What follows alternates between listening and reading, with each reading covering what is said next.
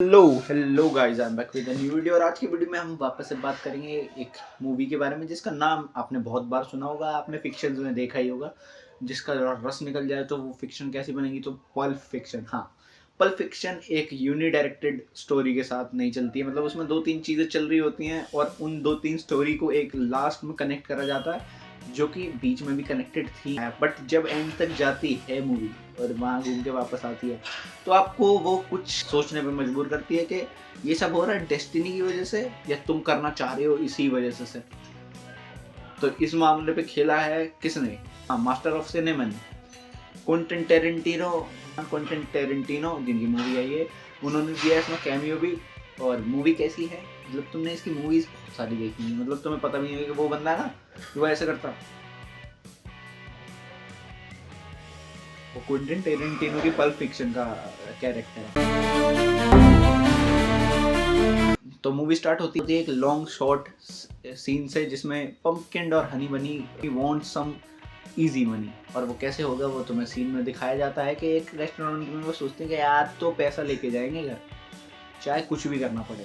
तो वहाँ से मूवी स्टार्ट होती है, जब तुम्हें एकदम से समझ ही नहीं आएगा कि ये एकदम से बीच में क्यों पटक दिया मैं, मूवी यहाँ क्यों चालू हो रही है। और फिर जब तुम्हें कहीं और ले जाया जाता है वो सीन, जब तुम्हें और बिल्कुल ही ऑकवर्ड लगने लग जाए, फिर दूसरी जगह लेके जाते हैं जो हमारे लीड्स हैं। निक फ्यूरी, कैसे निक फ्यूरी बने उसकी गाथा अच्छे कर्म कैसे उन्होंने अपनाए वो दिखाया जाता है। और निक फ्यूरी के साथ उनका दोस्त विंसेंट वेगा, निक फ्यूरी और उनका दोस्त Vincent Vega and Marsellus Wallace's wife, दोनों एक साथ एक रोमांटिक या कह सकते हो एक फ्रेंडशिप से ज़्यादा रिलेशनशिप में है।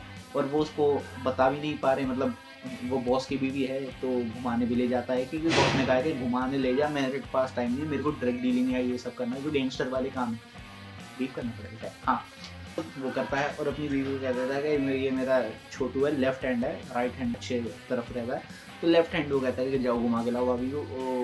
और उसको भाभी पसंद आ जाती है, अब क्या चलेगा, ठीक है, मैं थोड़ा इंडियन टच ज़्यादा दे दिया ऐसा कुछ नहीं होता, गर्लफ्रेंड बोलता है। तो अपना विंसेंट एक अच्छे एम्प्लॉय की तरह क्या करता है, बॉस की बीवी के साथ घूमी घूमी करने निकल जाता है। और उसी टाइम कुछ ऐसा होता है, मतलब क्या होता है कि वो पार्टी करके आते हैं, एकदम से उसकी बॉस की बीवी आती है और वो ओवरडोज कर लेती है वो जो तुम सोच रहे हो, हाँ, उसी मेडिसिन का। और जब वो होता है तो जो एक चीज़ होती है उसको लगता है, विंसेंट को लगा कि अब तो मैडम गई, अब तो मेरे लगेंगी गोलियाँ, मेरा बॉस मेरे को जो छेदेगा हर छेद से वही दवाई अंदर डालेगा, तो मैं क्या करूँगा। बट वो अपने आप को कैसे भी संभालता है और जो दवाई बेचने वाला फार्मासिस्ट है उसके पास जाता है लेके, मैं क्या कहना चाह रहा हूँ, मैं नाम ले सकता नहीं कि ये वीडियो डिमोनेटाइज हो गया, मोनेटाइज तो वैसे भी नहीं होगी ना, करा दो भाई, सब्सक्राइब कर लिया करो। और मूवी में जब वो मैस दिखाया जाता है, जब विंसेंट पागल हो रखा है कि भाई बीवी, वो बॉस की बीवी मर गई, अब तो काम लगेंगे, अब तो जीवन बेकार हो जाएगा, फिर हमें दिखाया जाता है कि कैसे वो मैस हो रहा है। और फिर वो मैस, पूरी मूवी में जो मैस सीन है, जो भी मैसी सीन है जिसमें बहुत ज़्यादा केओस मच रहा है, तुम्हें वहाँ मज़ा आने लग जाएगा मूवी में, क्योंकि मूवी उन केओटिक सीन्स को ही इतना अच्छे से दिखाती है ना, जो बाद में रिलैक्स करके एक कैरेक्टर जा रहा होता है वो। मतलब पूरे पल्प फिक्शन का मज़ा ही वो है कि कैसे तुम एक ऐसा फिक्शन देख रहे हो जो एकदम केओटिक पीक पे जाता है और उसके बाद तुम्हें एकदम नीचे जाके छोड़ देता है और कहता है कि योर राइड इज कम्प्लीटेड, ऐसा वाला फील को तुम एक रोलर कोस्टर राइड की तरह समझ सकते हो। बहुत ज़्यादा अप एंड डाउन आएंगे, तुम बहुत ज़्यादा थ्रिलिंग महसूस करोगे हर एक अप एंड डाउन पे। बट जब वो ख़त्म होगा तो तुम्हें लगेगा अच्छा ही था। मूवी के अंदर ही 3-4 स्टोरी लाइन चलती हैं, 3 जंप करती रहती है 3-4 कैरेक्टर्स के साथ। गोल्ड वॉच करके एक स्टोरी लाइन होती है जिसमें एक बंदे ने कर लिया होता है अपने बॉस, मतलब अपने जो ड्रग लॉर्ड है, गैंगस्टर है, उससे, तो वो उसका पैसा लेके भाग रहा होता है। तो फिर वो क्या करता है, भाग जाता है अपनी बंदी के साथ, बट उसके एकदम से उसको याद आती है कि मेरे पापा की आखिरी निशानी, जो आर्मी ऑफिसर थे उनकी आखिरी निशानी घड़ी थी, जो कि हमारी फैमिली घड़ी है, और वो मेरी जो गर्लफ्रेंड है वो उसी घर में छोड़ आई है जहाँ पर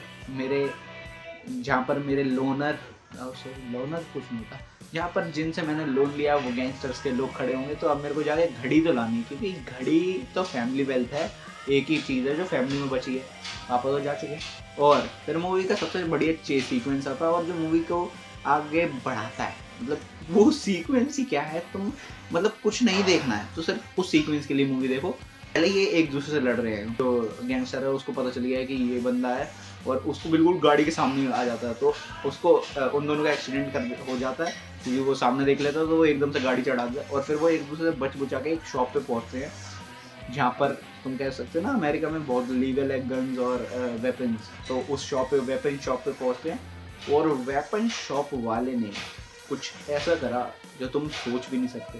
मतलब क्वेंटिन टैरेंटिनो सोचा वो ही बहुत बड़ी बात लगती है मुझे। और भाई लिटरली भाई वो किंग पिन जो है उस पूरी जगह का उसकी ही ले लेते हैं भाई, लिटरली ले लेते हैं वो शॉप वाले वो सीन अलग ही है भाई उसको कुछ मैच नहीं कर सकता।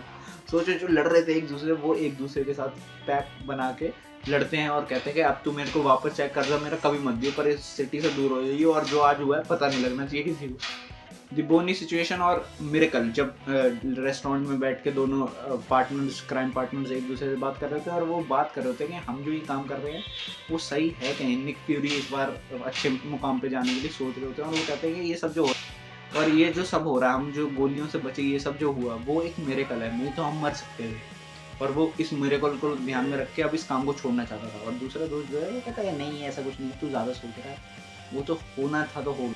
और वो कहता है कि भाई मिरेकल नहीं है, गलती से चल गई होगी गोली समझ। और फिर हमें दिखता है डायरेक्टर्स कैमियो, और मतलब वहाँ डायरेक्टर का कैमियो समझ आता है। और एक बहुत ही एक्स फैक्टर वाला वो क्या कहते हैं डैशिंग, वो या कह सकते हो problem solver spy type of character जो कि बहुत अच्छा निभाया है। मिस्टर वुल्फ की जो फुल बॉस एनर्जी निकल के आती है पूरी सीन में जब भी वो दिखते हैं भाई, वही के हम कैरी करते हैं इस पूरी मूवी में ऐसा एक्ट ऑफ। फिर हमें लास्ट में एक मोनोलॉग या कह सकते हो एक कश्मकश के बीच में दिखाए जाते हैं दोनों कैरेक्टर, एक्ट ऑफ गॉड, ये कुछ होता भी है या नहीं उसको बहुत अच्छे मूवी खुद एक्सप्लेन करती है। और मैं चाहूँगा कि तुम मूवी देखो सिर्फ इसके क्योटिक नेचर की वजह से, इसमें जो ठहराव है वो शायद से तुम्हें उसके बाद पसंद आने लगे, बट जो मज़ा है वो तुम्हें विटनेस करना चाहिए। और सोचो मैं अगर 90s की कोई मूवी उठा के लाके उस पर बात कर रहा हूँ तो वर्थ इट है भाई लिटरली। देखो जाके क्विंटिन टैरेंटिनो मतलब कुछ सीनों में ऐसा पकड़ के रखते हैं ना कि छोड़ने का मन नहीं करेगा। चोरों के भी कुछ उसूल होते हैं, ये दिखाया गया हमें मूवी में। और इसके साथ हमें मूवी को एंड करा गया।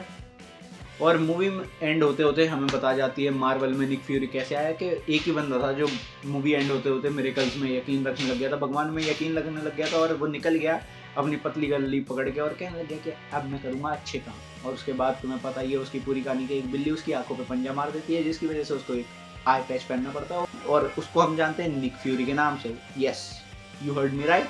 मूवी का रिव्यू यहीं तक था, तुम मेरे को मिल सकते हो इसी चैनल पे कभी और। तुम बोलोगे इंस्टा पे आना है क्या, इंस्टा पे आ जाएंगे तुम बोलोगे तो।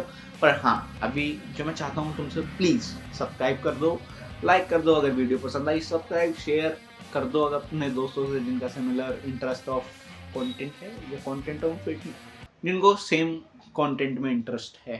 ठीक है, मिलता हूँ मैं तुमसे अगली वीडियो में। तब तक के लिए स्वस्थ रहना, मस्त रहना, बुरी नजर से दुरुस्त रहना, आते रहना अल्फा वाइट पे वापस से। तब तक के लिए टाटा बाय बाय।